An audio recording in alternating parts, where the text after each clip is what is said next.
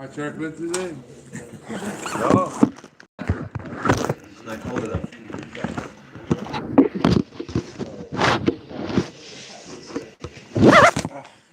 Thank you, Baruch. Okay, we were Lighting the light of Kodesh. Hashem, not me. How are you? Good morning. on Chesed Days. The Gemara is talking about the issues of the need No problem. not to allow non-kosher to mix with kosher. It spoke about a knife that was used to slaughter for non-Jews. Now you want to use it to slaughter for Jews. We started getting the two dots on Chesed Days. Rav Yehuda, Rav Yehuda said, Rav, Hatabach, a slaughterer, Sarich Shlosha Sakinim, he needs 3 knives. Echad Sheshochet Ba, one in which he slaughters. Echad Shemachatich Ba Basar, then another one in which he uses to cut the meat afterwards. Echad Shemachatich Ba Chalav, and a third to cut the fat, which is not kosher, which is prohibited. Why don't you just use one knife? Lichtuch Ba Basar, use it to cut the meat. Lichtuch Ba Chalav, and after you cut the meat, then cut the fat. The answer is because there's a decree. Shema Yachto Chalav. Maybe he's going to cut the fat first. There's going to be shamnunis. There's going to be, fat dripping all over the knife. Yachakach Basa. Then when he cuts the meat, that fat is going to go into the meat and therefore make it unkosher. So the Gemara says, even if you have different knives, maybe he's going to confuse one knife with the next. The answer is no. Since we've required him to have these multiple knives, that's a great way for him to remember. I can't mix them. This is only for the fat. This is only for the meat. And therefore the fat won't ends up getting mixed up with the meat. Another lesson. This is where we had gotten up to yesterday. Rabbi Yehuda says the name of Rav. Tabach, the butcher, Zarech Shnei Kelim Shalmayim, needs 2 utensils of water. Echad Shemadiach Bo Basar, one in which he's going to wash off the meat, and the other he's going to use to wash off fats. Because if he has only one utensil, so then some of the fat's going to be stuck in that utensil. Then when he washes the meat in that utensil, some fat will go into it. It'll become non-kosher. The Gemara says, no. Why can't you have just one utensil, but have a rule? Nadiach bo basar. First, you have to wash the meat in it. And then you wash the fat in it. The answer is Gzeir, it's a decree. Maybe he's going to end up washing fat first, and then meat. So Gemara says, 1 second, even if you have 2 utensils, but maybe he's going to get confused. He's going to end up today using one utensil for meat and the other utensil for fat, and tomorrow using that other utensil, which had been used today for fat, tomorrow using it for meat. And the fat's going to end up in the meat and make it non-kosher. The answer is no.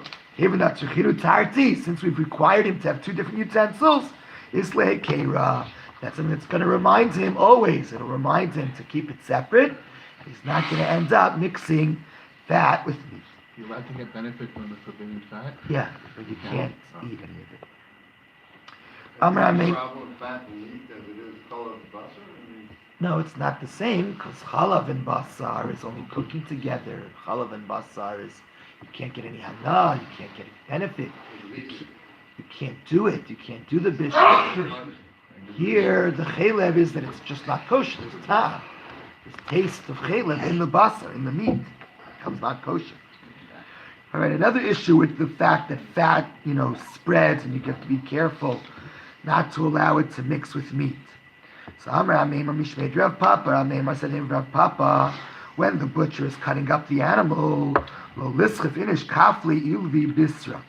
A person should not take the flank which has the fat of the kidneys around the fat of kidneys next to it, and he shouldn't put it over another piece of meat. Because if he puts it over another piece of meat, the fat of the kidneys is going to start to dribble out. And once it dribbles out, some of it is going to flow into the meat, make the meat non-kosher. The doiv tarba, because the fat is going to dribble out, uvala bisra, and if it's on top of meat, the meat is going to absorb it, and so the meat is going to have forbidden fat in it. The Gemara asks, if so, if that's the case, that fat flows out and goes into meat. So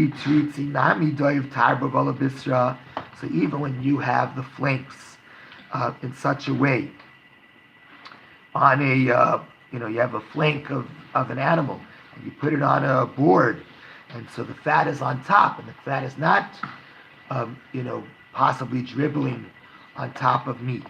So what? The fat's going to dribble into the meat that's next to that's in the flank, right? If you have a flank, you have skin, you have meat, and after the meat, you have fat. So what do you see? So you don't have the fat like this on top of other meat. So what? But what about the meat next to it? It's going to dribble out into the meat next to it.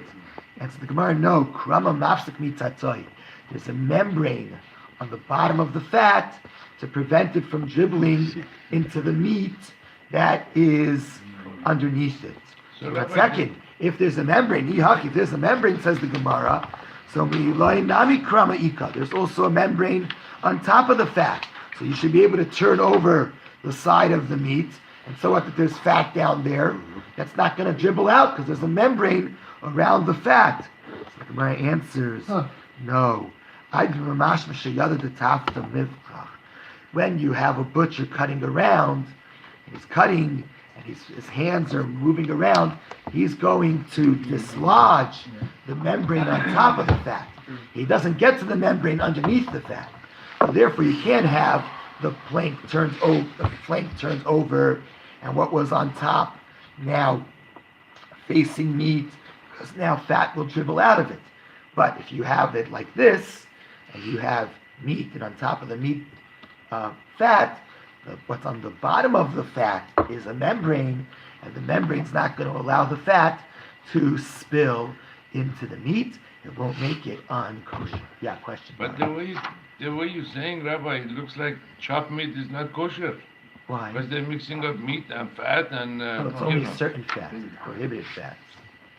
The fats next to the kidneys and stuff. And the liver. Or is that's the one you're talking about? Yeah. Oh. It's the fats that are supposed to go onto the mizbeach as part of a korban. Baruch atah Adonai Eloheinu melech haolam she'akol nהיה b'dvaro. Amen. Okay, so now it gets easier. We are at the top of Tes Amud Aleph. I'm Rabbi Yehuda Merav. Rabbi Yehuda told the name of Rav. Talmud Chacham tzarich sheyomod shlosha dvarim. A Torah scholar needs to learn, practice with his hands for three things. Ksav, he needs to learn how to write. Why? Because he has to write all sorts of documents. He has to write a get, he has to write a ksuba, he has to sign his name on a shtar, on a loan. So he has to know how to write, he has to practice writing.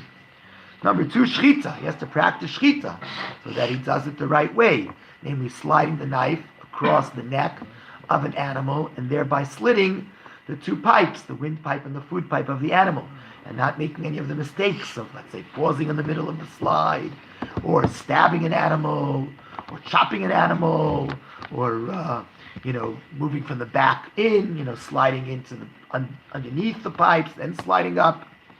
Umila, and he needs to practice bris milah. Reb Chanina Bar Shalom Mishmei Derava are another things he needs to know and needs to be practicing. Av kesher shel tefillin, he has to be practicing how to tie the knot of the tefillin shel rosh, to make the dalet in the back of the tefillin shel rosh as part of Hashem's name, Shin Dalet Yud. The Shin is on the sides of the box, the dalet is of the leather, and the Yud is on the shel yad. Ubirchas chasanim, he has to practice saying Sheva Brachos, because at a wedding they're going to ask him to say the Sheva Brachos. The tzitzis, and he has to know how to tie the tzitzis. So the Yidach, the first opinion, didn't say that the Talmud Chacham needs to know and practice tying tefillin and tzitzis and Sheva Brachos. I'll tell you, Hani Shchichan, these things are very likely. They happen all the time. So since they happen all the time, everybody's an expert in them. So everybody sees them all the time. Everybody experiences them all the time. So you don't need to have a special norm that a Torah scholar needs to be practicing Sheva Brachos. He's going to weddings all the time. He hears Sheva Brachos all the time. He knows it. He doesn't need special practice. He learns it on his own. Okay, another halacha. Am Rabbi Yehuda Mar Shmuel. Rabbi Yehuda told the name of Shmuel. Kol tabach shen yodeh ochel shchita Any slaughterer that doesn't know the laws of shchita, so you're now allowed to eat from what he slaughtered because maybe he didn't do it right. What are the laws that he needs to know? He needs to know shehiyah. He needs to know that when sliding the knife, it has to go across smoothly. There can't be a pause with a break in the middle of the shechita. Number 2, drasa. The shechita has to be done with one slide. It can't be that he chops off the head or that he presses the knife into the neck. It has to be that the knife is sliding across the neck, not being pressed into the neck. Number 3, halada.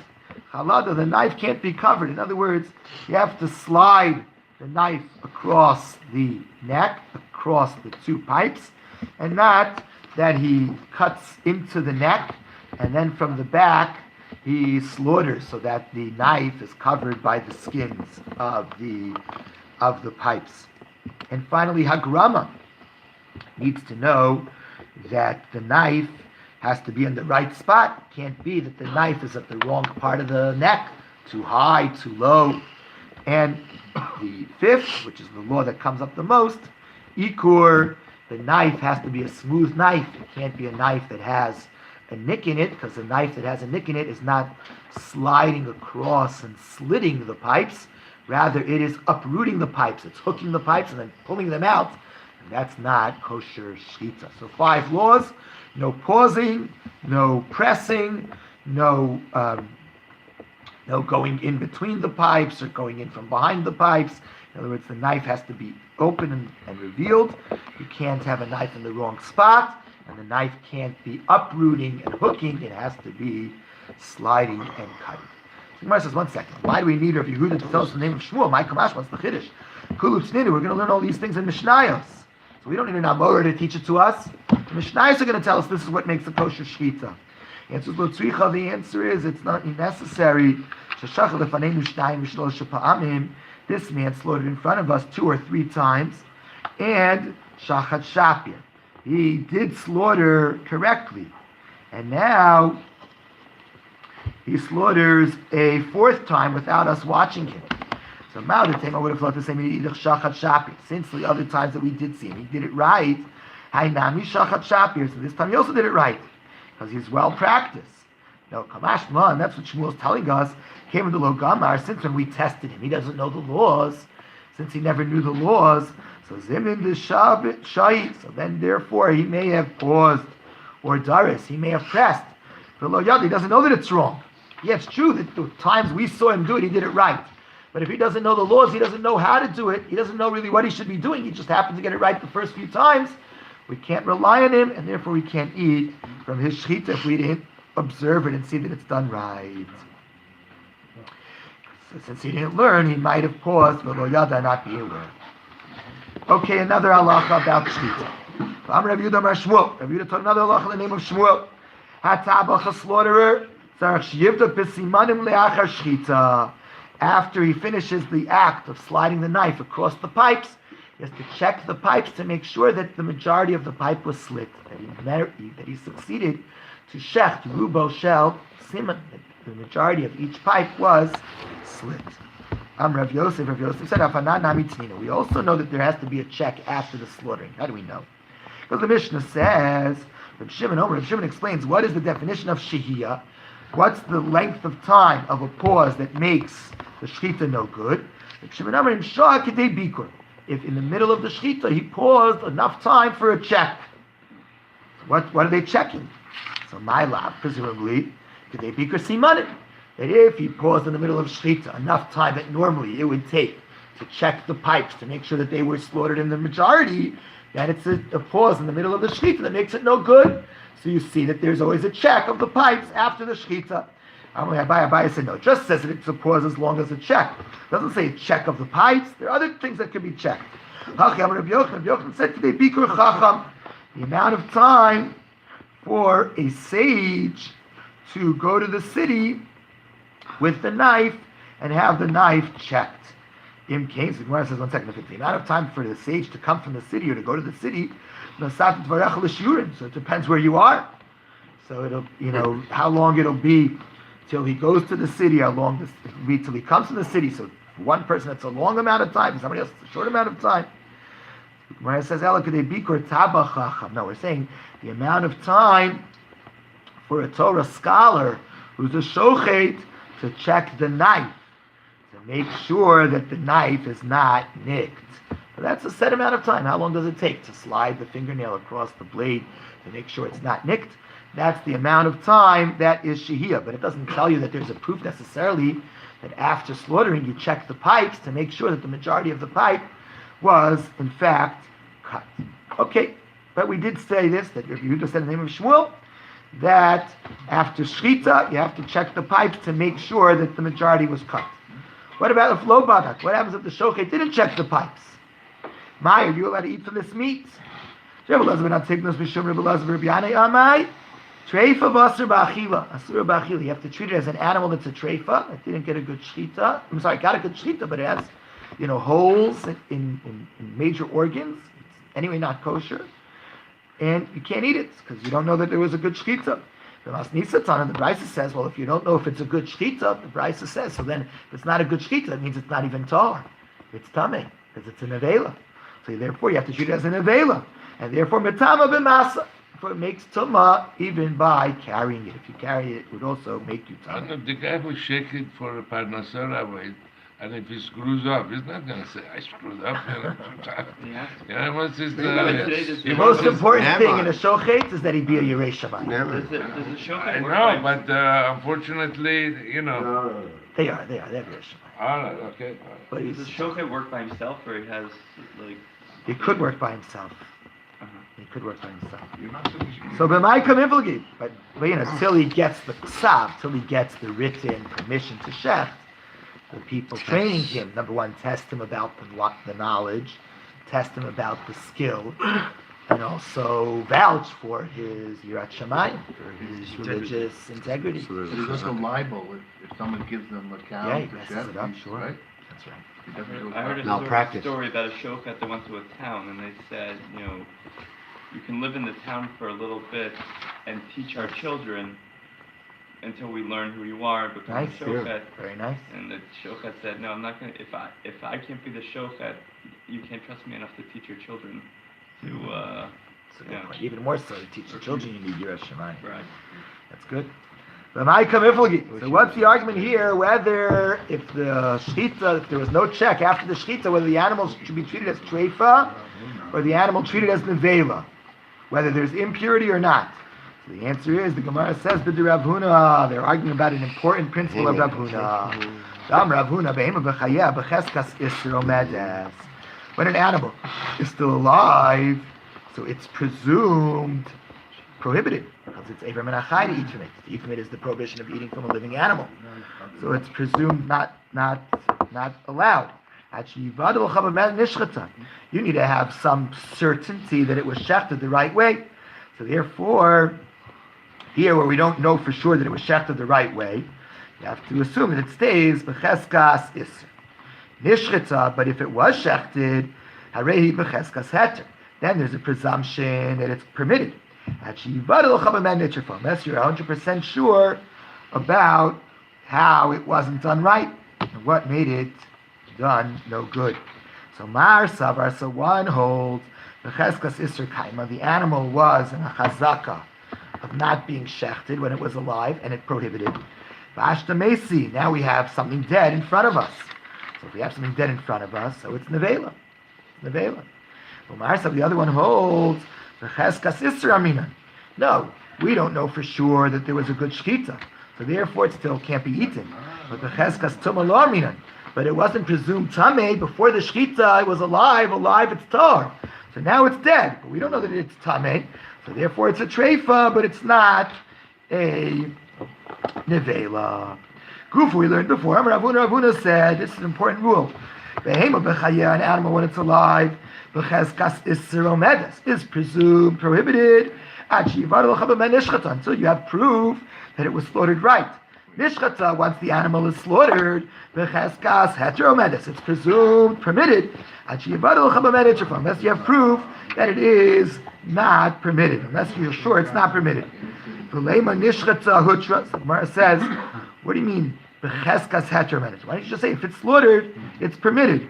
Hakamash into the chiddush. Afagav disyalid bareyusa. That even if after the shechita there's now a question, there's now a reason to think maybe there's a problem.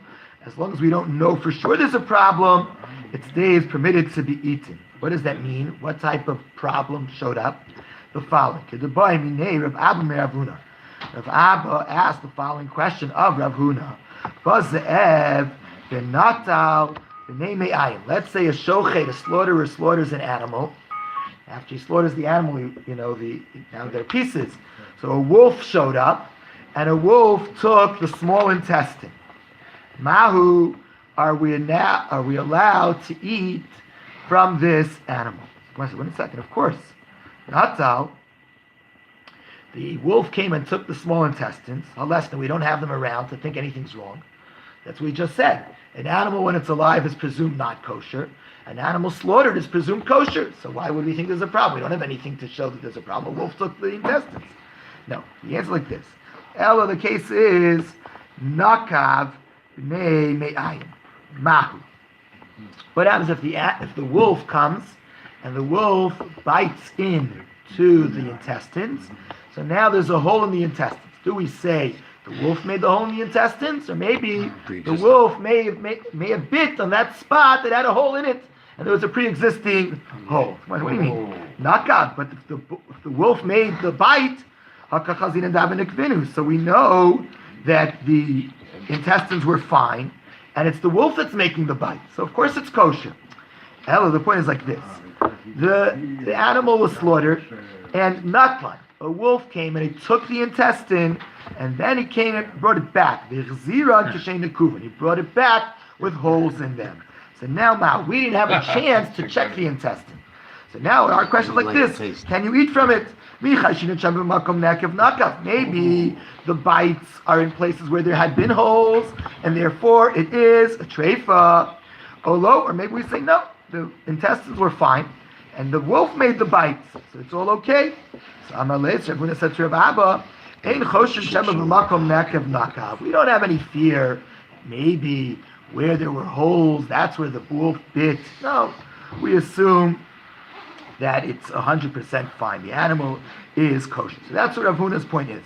That if you have a suffix about maybe there's a treifa issue here after the shechita, and we assume it's okay. We say since there was a shechita, right after the shechita there was a cheskas heter, presumption it was done right.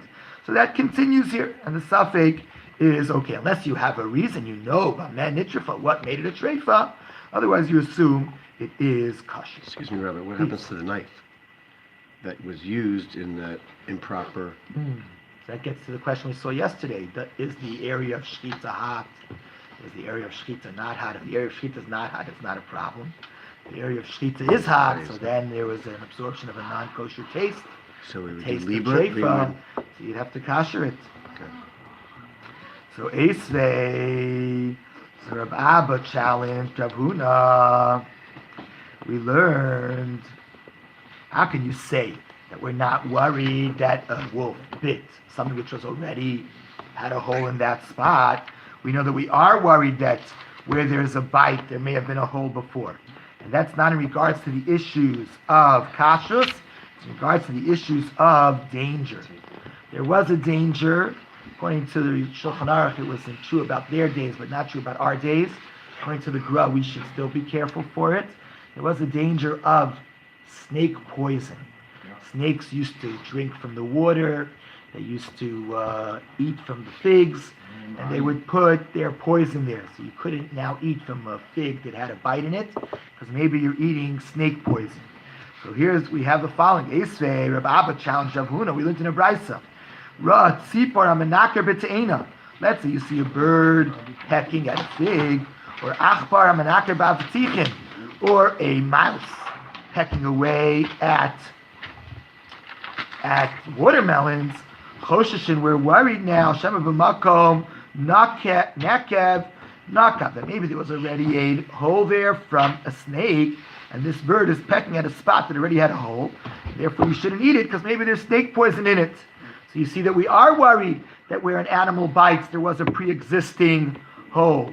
Amalei Rav Huna said back to him, that's not a good question. What are you comparing? A ritual prohibition to a physical danger to life? Sakana shiny. When we deal with danger, we are much more careful than when we deal with ritual prohibitions. Amarle Rava said, Maishna, why? Is that really true, that danger is more severe than prohibition? Think about the following. We know, Safek sakanta l'chumra. If you have a suffix, maybe there's a danger, you have to be strict. Safek isura also l'chumra. But if you have a question, maybe there's a prohibition, you're strict. Amalei, Abaya said back to Rava, no, but there's a difference. Shani ben isura l'sakanta, don't you know there's a difference between dangers and prohibitions? Ilu safek tumim b'rishus harabim sveikotar. We know if you have a suffix about impurity in a public area, so then it's pure, it's treated as if it's pure. Why? Because we learned from Sota. Sota, suffix tuma, it's a suffix. We don't know what happened in that room with the man other than her husband, and we treat her as if she's tummy. And there, it's only because it's in Rosh Hashanah, in a private domain. So Sota, you see that a doubt in a private domain is tameh, and in a public domain is tahar. So that we learn from there to all suffix tuma. Hilu suffix mayim megulim, but let's say you have water that may or may not have been uncovered all night in a street, asurin, it becomes prohibited. So you see that sakanta is stricter than isura. So Rabbi said back, Amalei, he said, no, Hasam, Hilchas HaGemilah Misota, there's Halach L'Moshe Misinai, and a pasuk and a derivation that you learn from Sota, that suffix Tumah in a public domain is Tahar. But basically, we should treat it as if it's Tameh. So Masota B'Rishus HaYachid, just like Sota, the suffix is only treated severely when it's in a private domain. Af Tumah, so to Tumah, only B'Rishus HaYachid is suffix Tameh, Tumah. But maybe Sakanta is not stricter than Isura. The Gemara says, no, we see that, so the Gemara says back, no, Masav Rav Simi challenged Rava from a Mishnah. You learned in a Mishnah, Sheretz, let's say you have a lizard, one of the dead 8 shratzels, let's say a dead lizard, Befi Chulda, in the mouth of a weasel. This weasel, which is carrying the dead lizard in its mouth, is hopping about amongst loaves of truma. Now, were it to drop the dead lizard on the loaf of truma, it makes it tameh. So, suffix nagat, we have a suffix whether this weasel that has in its mouth a lizard touched the loaf of truma, suffix lo naga. Suffix maybe it didn't touch. So sfeiko tar, the suffix is tar, even in a private domain. So, however, you lose suffix ma'im. When you have a suffix about whether the water was left uncovered, and a suffix about whether a snake got into it, asur, you're now allowed to drink it. So you see that suffix sakanta, suffix about danger, is treated more strictly than a suffix about ritual, a suffix about tumah. So Gemara says, no, Hasam Nami, there too, that was a special Halach L'Moshe Misinai, a special verse that's derived from Sota. Ma Sota, Davar Sheyesh Badas Lishal. A Sota is a case of a suffix, but it's about the object in which there's a suffix. The woman, the married woman, she's a woman who has knowledge. She can ask a question. Maybe I did, maybe I didn't. And it tells you that when you have the rule that suffix tumos tameh, davar sheyesh bo das lishol, when it's something where there is das, where the person has das to ask. But when you have loaves, they can't ask, they can't speak. There's a special xeris hakasa that a suffix about loaves is tar in a private domain. But you can't learn from here the rule that suffix of isser is treated less severely than a suffix of danger. Maybe they're treated the same wherever you don't have a pasuk. So Rav Ashi tried to prove from the following. Tashma coming here from a brisa.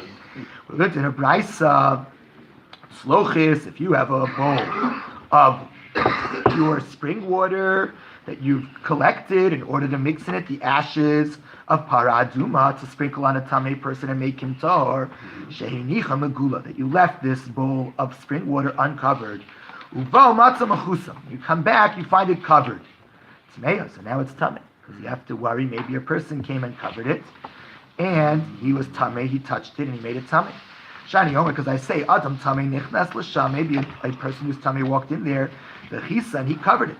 However, if you left the bowl of the water covered, you came and you find it uncovered, so then if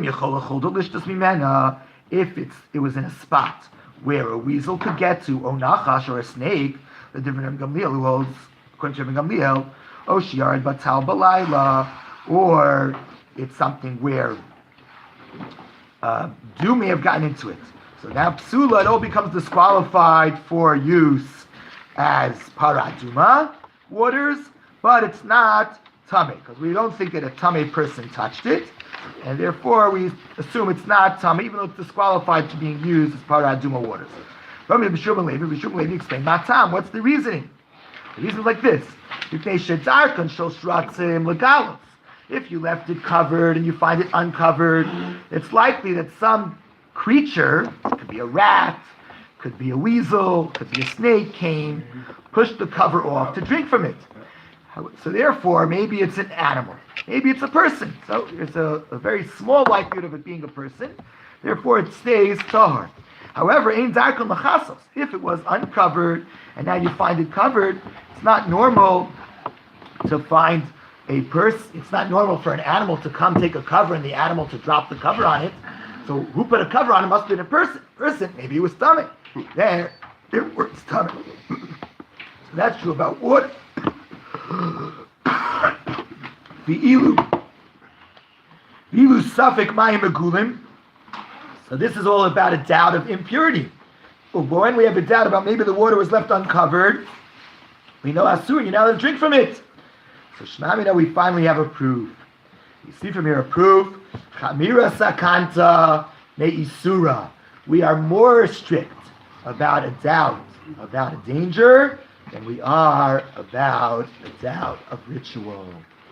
That resolves Rava's question. That resolves the question we had begun. It becomes the question of how can you say that if you don't know there was a hole there and now you have a wolf who came and took the intestine and brought it back with holes. We're not worried. Maybe where he bit there was already a pre-existing hole.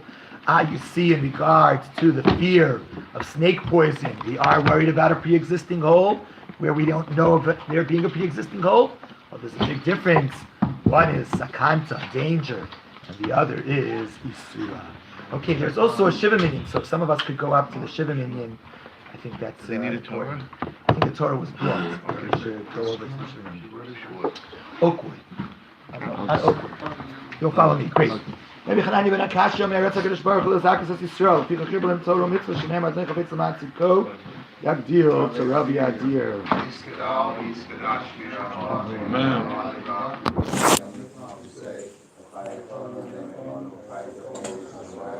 Amen.